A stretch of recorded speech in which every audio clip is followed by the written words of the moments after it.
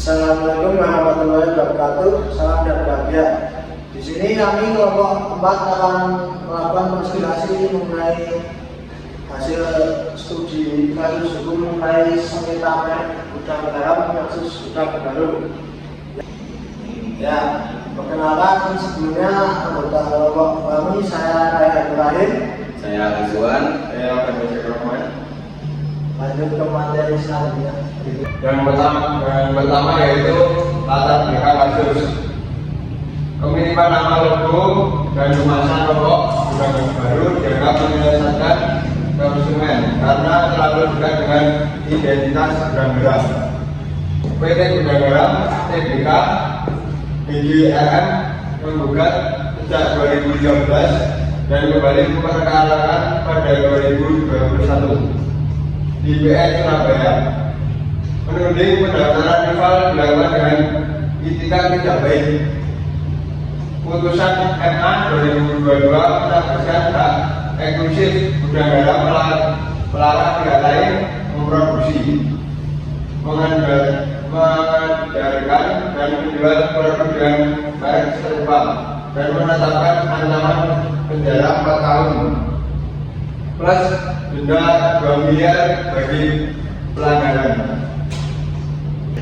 Baiklah, di sini saya akan menjelaskan rumusan masalah dan tujuan penelitian. Rumusan masalah yaitu ada 3. Yang pertama yaitu apa kronologi dan penyebab utama sengketa gudang garam vs gudang baru. Yang kedua yaitu bagaimana kasus ini dikaitkan dengan landasan teori hukum mereka. Yang ketiga, bagaimana skema penyelesaian hukum yang ditempuh. Tujuan penelitian itu juga ada 3. Yang pertama, menganalisis sebab musabab sengketa merek serta dampaknya bagi para pihak. Yang kedua, menjelaskan hubungan kasus dengan teori persamaan pada pokoknya dan itikat baik. Yang ketiga itu menguraikan proses dan hasil penyelesaian perdata dan pidana guna melengkapi tugas akhir hukum bisnis. Ya, selanjutnya saya akan menjelaskan kronologi utama mengenai kasus sengketa merek antara gudang garam versus gudang baru. Nah, itu pada tahun 2015 sendiri benih sengketa dimulai, yaitu gudang garam mulai menjalani pengiriman identitas gudang baru.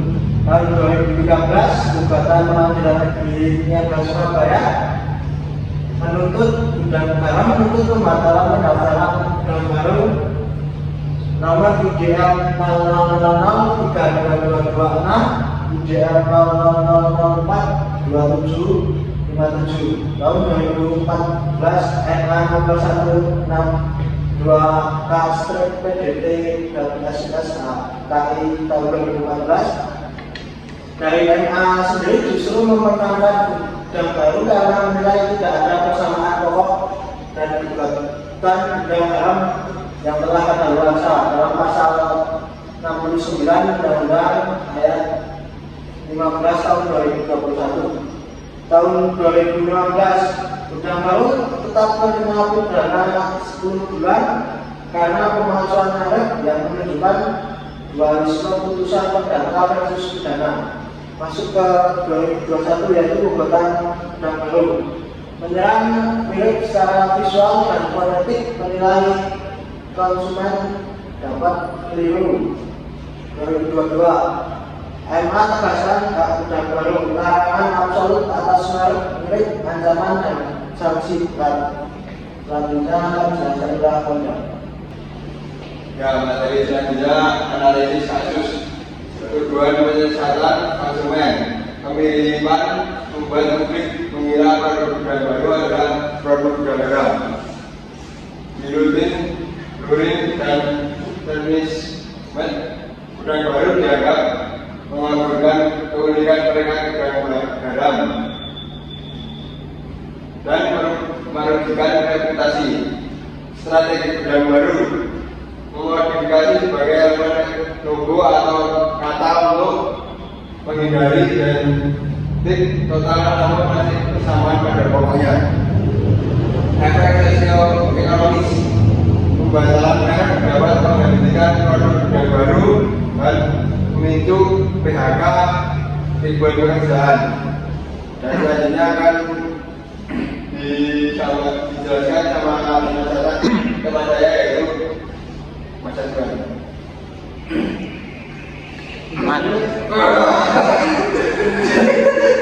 Dari sini saya akan menjelaskan landasan teori.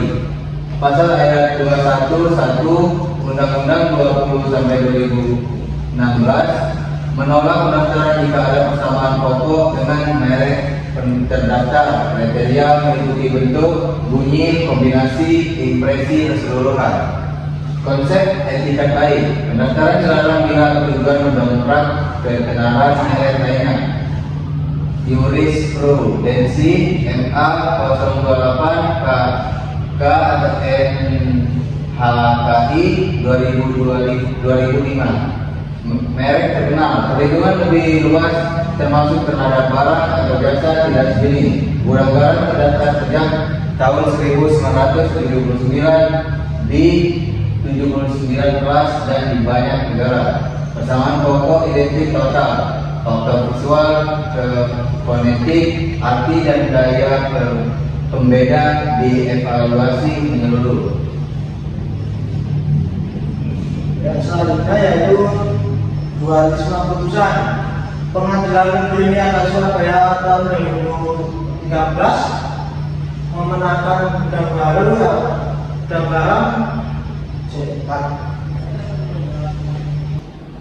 yaitu yang selanjutnya dualisme putusan Pengadilan Negeri Niaga Surabaya tahun 2013 memenangkan undang garam. Undang baru sendiri dinilai berkat pahit. Selanjutnya MA Mahkamah Agung 2014 Perdata memenangkan undang baru gugatan dianggap kadaluarsa dan tiada pokok persamaan. Mahkamah Agung BK 2019 tidak memilih undang baru tetap dihukum 10 bulan karena pemalsuan tarif yang menunjukkan beda standar pembuktian perdata versus pidana. Mahkamah Agung 2022 harmonisasi hak sampai hak eksklusif dan ditegakkan, yang artinya undang baru harus branding dengan merek Gajah Batu. Dan selanjutnya solusi hukum.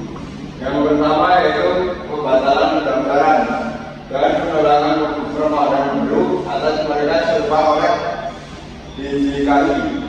Yang kedua, larangan produk atau peredaran produk produksi bertanda mirip pelanggaran penjara kurang lebih 4 tahun dan denda kurang lebih 2 miliar. Dari pasal 91 Undang-Undang.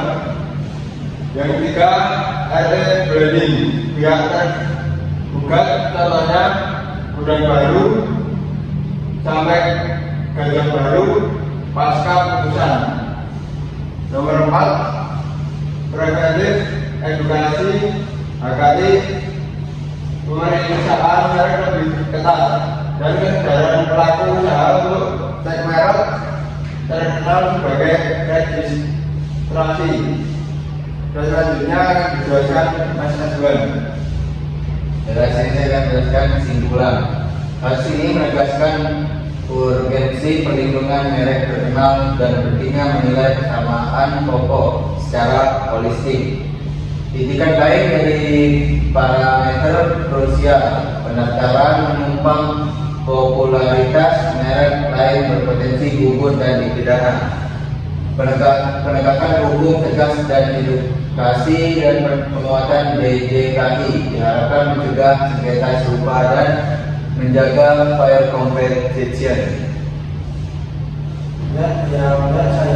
Saya terakhir daftar usaha kelompok kami memanggil referensi dari saya nama Indonesia dari jurnal sampai kita terus juga beberapa lawan jurnal dari perusahaan nomor 104 PKIDSS 2015 dan terakhir IGC MIT 2021 analisis juridis sengketa dan kasus dan baru UI Jakarta. Sekian presentasi dari kami. Jika ada salah kata, mohon dimaafkan. Assalamualaikum warahmatullahi wabarakatuh. Salam dan bahagia.